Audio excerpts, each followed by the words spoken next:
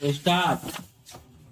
सूरत की एक अदालत की ओर से आपराधिक मानहानि के एक मामले में राहुल गांधी को 2 साल की सजा सुनाई जाने के बाद उनकी संसद सदस्यता पर खतरा मंडराने लगा है, चूंकि उनकी सजा निलंबित करके उन्हें ऊपरी अदालत में अपील करने की सुविधा दी गई है।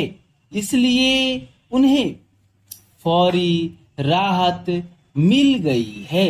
लेकिन यदि उच्चतर न्यायपालिका की ओर से उनकी सजा पर रोक नहीं लगाई जाती तो उनकी लोकसभा सदस्यता जा सकती है। पता नहीं आगे क्या होगा, लेकिन अपनी सजा पर राहुल गांधी ने यह कहने का कोई मतलब नहीं कि सत्य मेरा भगवान है। महात्मा गांधी के इस कथन का उल्लेख करना इसलिए व्यर्थ है क्योंकि उन्हें जिस बयान के लिए मानहानि का दोषी पाया गया उसका सत्य से कोई लेना देना नहीं। उन्होंने प्रधानमंत्री नरेंद्र मोदी पर निशाना साधने के लिए ललित मोदी, नीरव मोदी का उल्लेख करते हुए यह जो कहा था कि सारे मोदी चोर क्यों होते हैं, वह हर दृष्टि से एक अपमानजनक और अभद्र बयान था।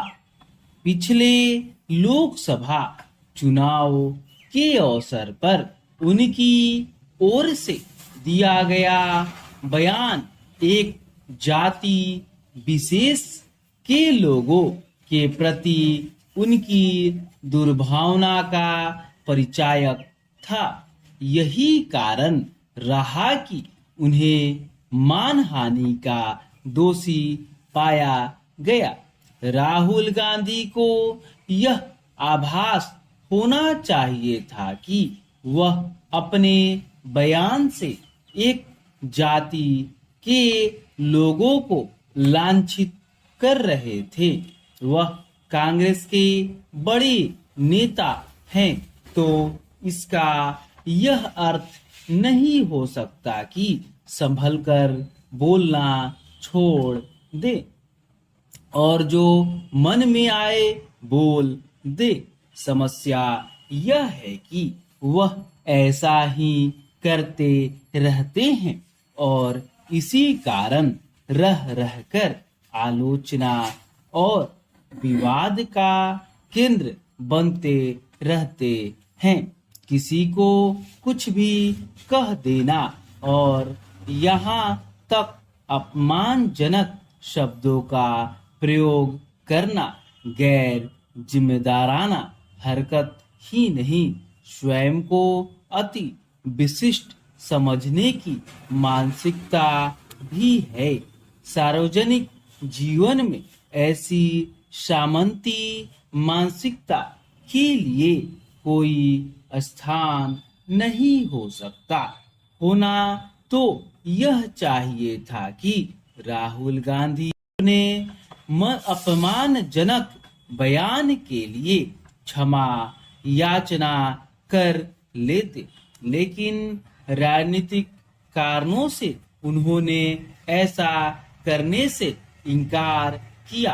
परिणाम यह है कि अब उनकी राजनीति पर ही बन आई है।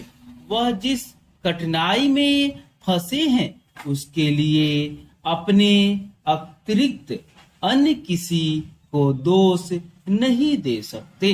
यह विचित्र है कि कांग्रेस जन राहुल गांधी का बचाव करते हुए न्यायिक प्रक्रिया पर प्रश्न खड़े कर रहे हैं। इससे कुछ हासिल होने वाला नहीं है। किसी को राजनीति करने के नाम पर कुछ भी कहने की छूट नहीं दी जा सकती। राहुल गांधी तो इससे और अच्छे से परिचित होंगे, क्योंकि सुप्रीम कोर्ट की एक टिप्पणी को गलत तरीके से उल्लेख करते हुए जब उन्होंने यह कह दिया था कि अब तो शीर्ष अदालत भी कह रही है कि चौकीदार चोर है, तो उन्हें माफी मांगनी पड़ी थी। स्टॉप।